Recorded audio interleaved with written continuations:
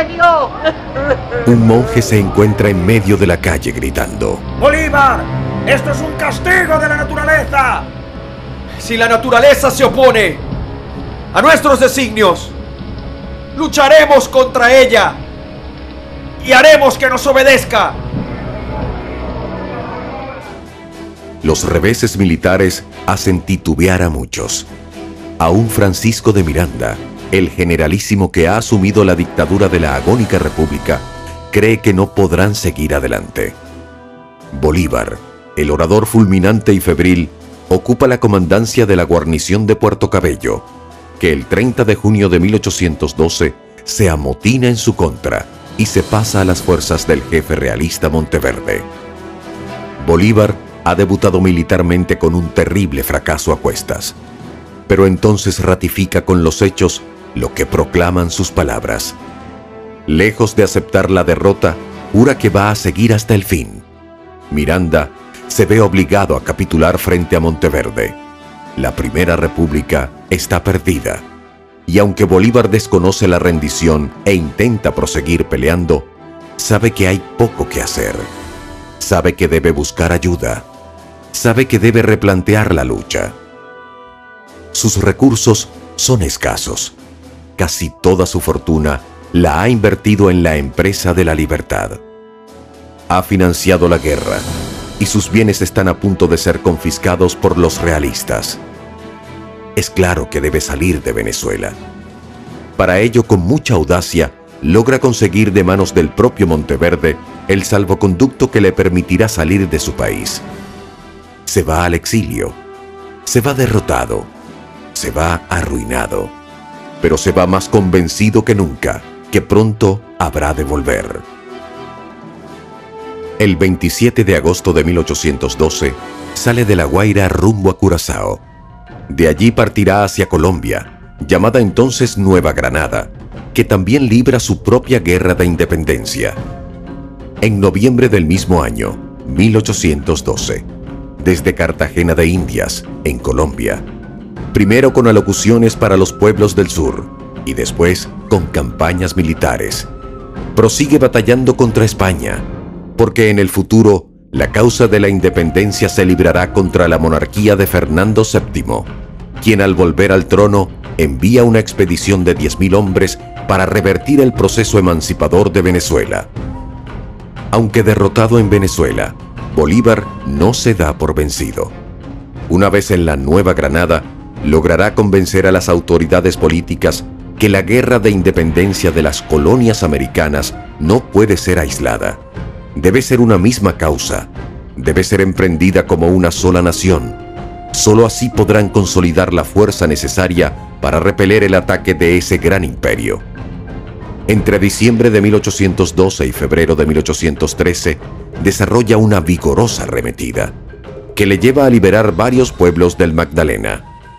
Todo comienza en el pueblito de Barranca, luego Tenerife, Mompox, el Banco de Magdalena, Ocaña, hasta Cúcuta. Se acerca cada vez más a lo que más anhela, el regreso a la patria. El 10 de marzo de 1813, invade a Venezuela por San Antonio del Táchira, iniciando la célebre Campaña Admirable, que en pocos meses lo llevará de triunfo en triunfo hasta Caracas. Con un ejército sorprendente de la audacia, la optimización de sus escasos recursos y notables hazañas militares, va de Cúcuta a Mérida, donde por primera vez lo aclaman como libertador, el 23 de mayo de 1813. De allí a Trujillo, luego a Guanare, Barinas, Araure y Valencia, hasta llegar a Caracas en octubre del mismo año, donde lo reciben triunfalmente y le confieren oficialmente el título de Libertador.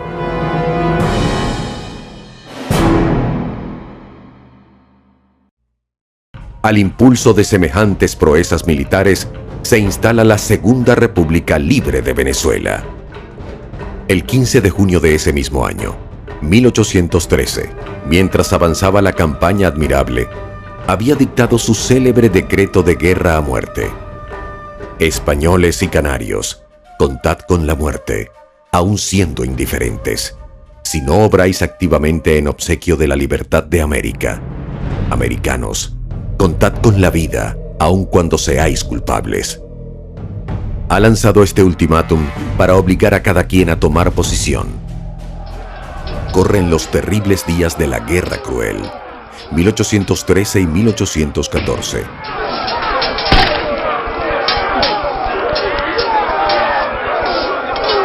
Es una pelea sangrienta y sin cuartel.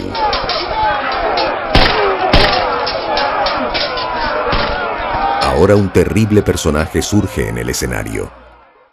Un modesto comerciante español de origen asturiano. Un hombre resentido con todo y contra todos. Un psicópata de excepcional arrojo. Sediento de sangre. Caudillo natural de los llaneros, negros y mulatos. Un asesino que va demoliendo con terribles masacres la fortaleza de los patriotas. Se trata de José Tomás Boves.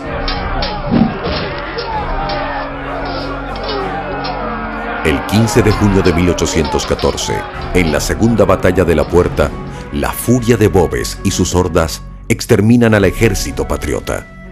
Se dirigen ahora hacia Caracas. Bolívar y su Segunda República van ahora de derrota en derrota. Bolívar actuaba institucionalmente como mandatario de la Confederación de Nueva Granada, que lo asciende a general de división y le encarga la campaña para someter a la rebelde provincia de Cundinamarca. En septiembre le nombrarán mariscal de campo, pero él siempre preferirá el título de Libertador. El año de 1814 escenifica grandes victorias y terribles derrotas para la causa de Bolívar. El 12 de febrero de 1814, José Félix Rivas, tío político del Libertador, se cubre de gloria al armar un ejército apuntalado por jóvenes estudiantes, y con ese ejército logra derrotar al mismísimo Boves, quien a pesar de esta derrota sigue su temible avance hacia la capital. En julio siguiente, la cercanía de las tropas realistas a Caracas obliga a huir despavoridamente a más de 20.000 personas hacia Oriente, en la vía hacia Río Chico y Barcelona. Bolívar coordina la famosa emigración de Oriente, salvando así a numerosas familias de la ferocidad de Boves. Bolívar es como él mismo se define, el hombre de las dificultades. Para colmo de males también debe enfrentar la sublevación de algunos de sus generales, entre ellos Manuel Piar en Oriente y José Félix Rivas en Occidente. Bolívar ha perdido en Venezuela. Ha perdido su ejército, su gloria, su autoridad. Es una nueva derrota que debe aceptar. El caos se apodera de todo. Bolívar comprende que debe retirarse de nuevo, para así de nuevo volver. Mientras tanto, el destino produce una rara jugada. En la batalla de Úrica, de diciembre de 1814, los ejércitos libertadores comandados ahora por Piar y Rivas son aniquilados.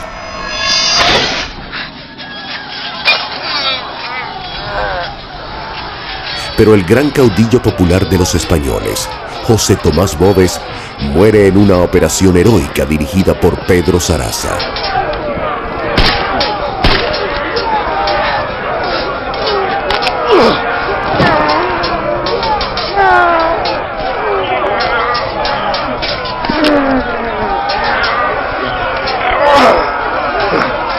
Sin embargo, aún así, los ejércitos patriotas son devastados, y con ellos perece la Segunda República.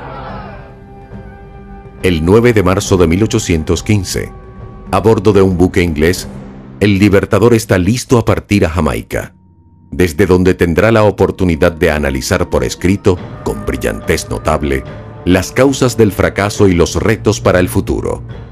Es la célebre Carta de Jamaica, en la que aboga por la unidad para lograr la libertad. Personaje versátil, tiene el raro don de asumir visceralmente cada faceta de su actuación en el campo de batalla. planifica meticulosamente y cuando decae la moral de sus tropas se mete personalmente en la pelea, dando muestras de arrojo suicida. Es un orador conmovedor, capaz de improvisar y de leer impecablemente. También escribe con sentido analítico, y sus ensayos incluyen sociología, historia, derecho y ciencia política. Cerrando el año de 1815, llega a Haití, donde recibirá extraordinario apoyo de parte del presidente Louis Pétion, quien será un gran aliado. Allí asume el compromiso de liberar a los esclavos negros una vez llegue al poder en Venezuela, donde, por cierto, han empezado a llegar las formidables fuerzas pacificadoras de Fernando VII. El hombre designado por el rey de España para pacificar las colonias era el general Don Pablo Morillo, militar de gran prestigio y comprobado valor, quien llegó al principio con una propuesta de amnistía general, pero al darse cuenta que no sería efectiva, emprendió una arremetida implacable contra el movimiento patriótico, ahogando en ríos de sangre las aspiraciones libertarias. ¡Adelante! ¡En el nombre del rey Fernando VII! Las principales fuentes de rebeldía fueron duramente reprimidas por el poderoso ejército de Morillo. La llama de la revolución se extinguía poco a poco. Solo en el sur se mantenía viva la esperanza. En las lejanas provincias de La Plata, el general José de San Martín batallaba heroicamente. Ellos eran los únicos en permanecer libres. La libertad vendrá del sur. Era quizás la nueva realidad de las colonias ocupadas. Quizás la libertad vendrá del sur. Pero sin embargo, la libertad no vendría del sur. La libertad vendría desde los mares del Caribe. Vendría con un hombre que ha conocido la victoria y la derrota. Un hombre a quienes sus propios compatriotas habrían prácticamente expulsado. La libertad vendría con Simón Bolívar.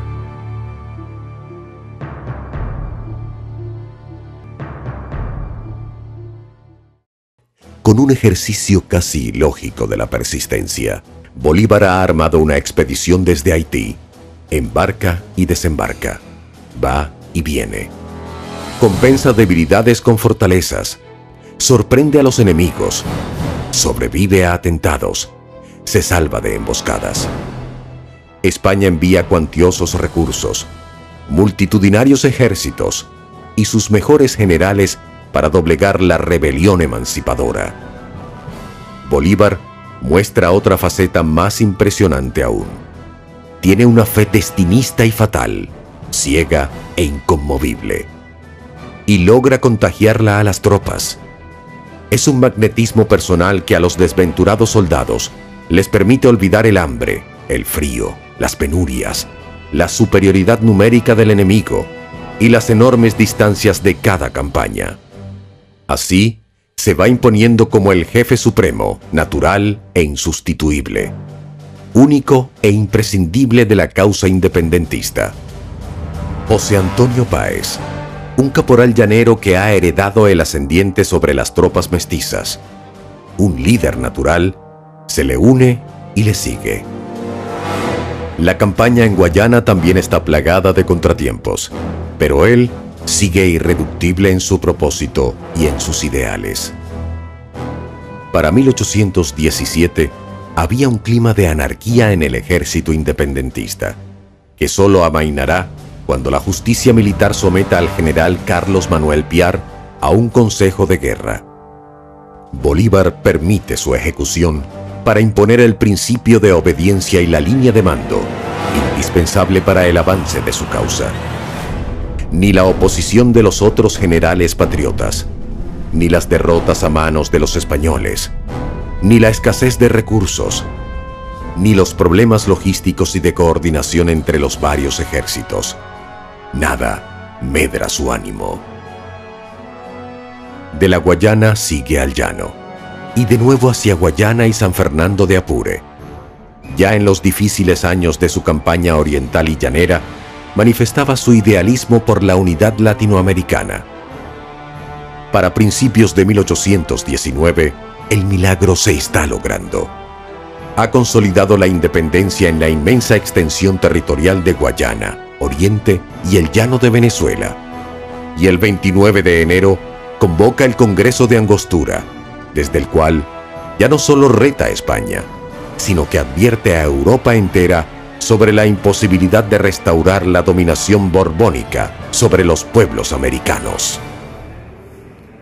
Señores,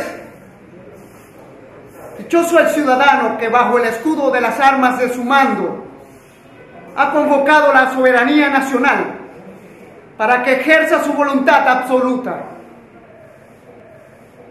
Yo pues me cuento entre los seres más favorecidos de la divina providencia, ya que he tenido el honor de reunir a los representantes del pueblo de Venezuela en este augusto congreso,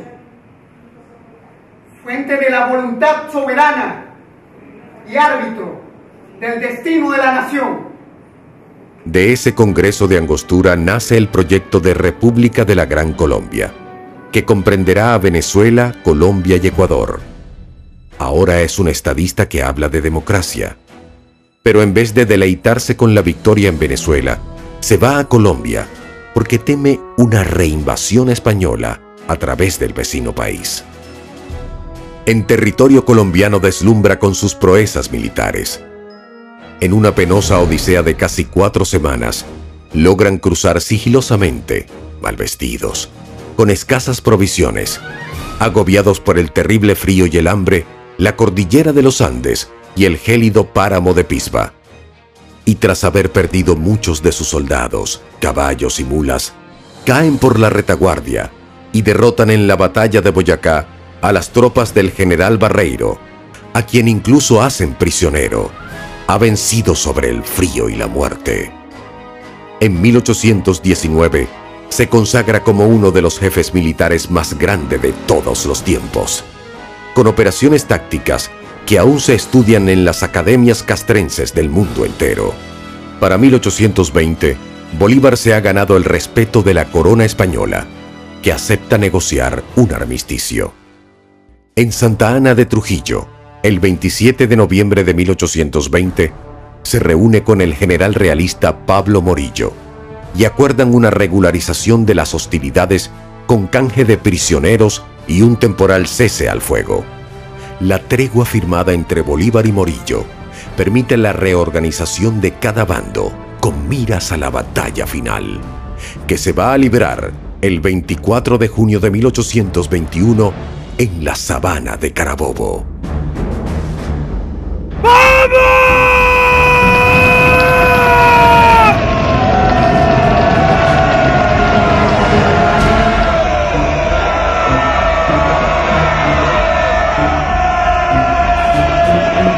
¡Vamos, llanero!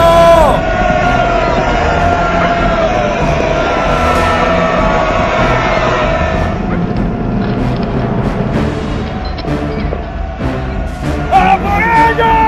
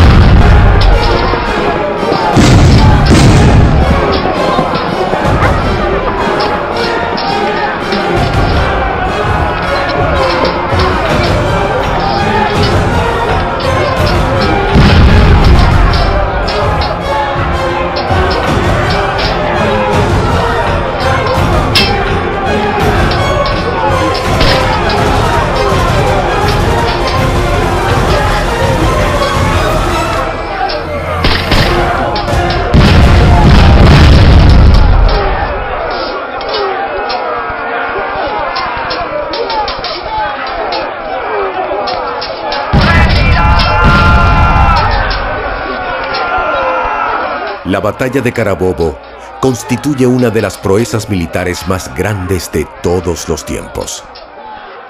Los patriotas baten a un enemigo infinitamente superior en fuerza, en recursos logísticos, en caballos y armamento. La victoria es tan impactante que sella la independencia de Venezuela y debilita al imperio español en todo el continente.